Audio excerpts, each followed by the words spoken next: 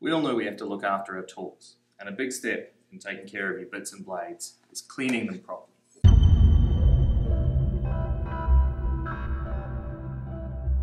Cleaning the blades is really important because not only does it remove all the resin and the sawdust on it, but it also gives us a chance to really inspect the carbide tips. You need to use a good bit and blade cleaner. Things like detergents or orange oil cleaners can actually attack the metal of the blades themselves and damage them. So a proper bit and blade cleaner is the best solution.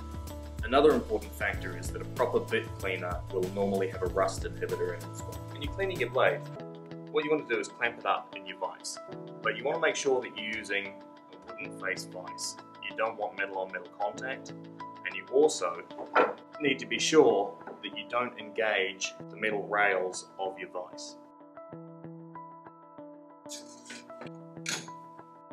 If all you have is an engineering vise like this, you need to use a couple of bits of scrap timber to protect the blade. You don't want metal on metal contact. Your other option is to use a jig. This was made completely out of scrap, except for this bolt which I bought. I'm going to use the jig, both because I have it and because it allows you to spin the blade freehand, which just makes it a little bit quicker. If you clamp it in the vise, you have to undo it every time and then turn it to inspect all of the teeth. I like to lay some plastic down over the table when I clean my tools. It just stops you from staining your tabletop. Start by spraying the face of the blade.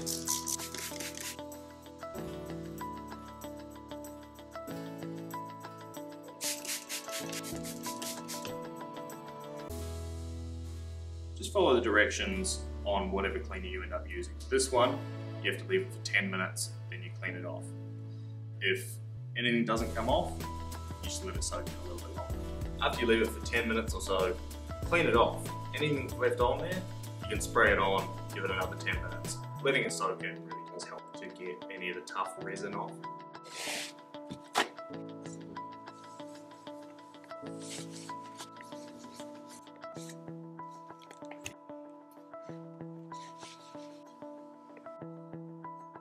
You want to look for anything like this on the outside. That just hasn't cleaned off properly, so it probably just needs a little bit longer to soak.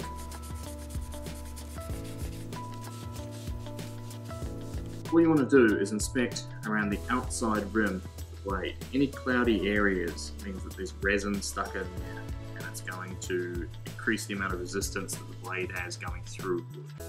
So it's going to create more heat, more resistance, and generally just not be good for your blade or your machine.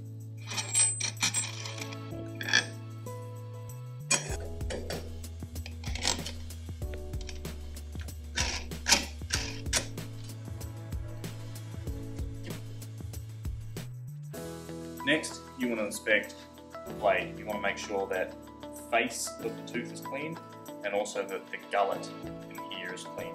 Any resin that's left in the gullet or on the tooth is going to increase resistance on the blade. It's going to create more heat, and potentially the resin can actually attack the binder that holds the carbide teeth together. If the binding agent that holds the carbide together is attacked by the resin badly enough, it makes the teeth even more brittle and it makes them more likely to chip off. You can clean the face of the blade with your workshop paper towels, but for cleaning the teeth, you really need a rag.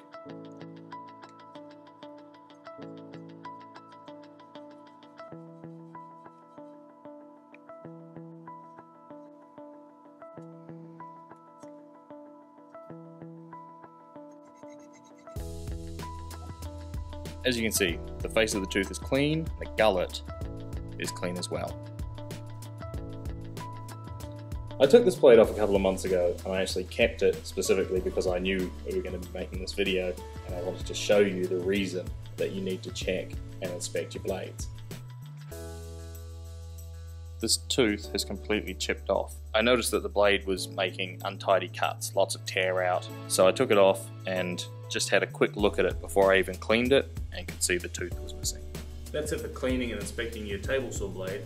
Next up, we're going to show you how to set the riving knife.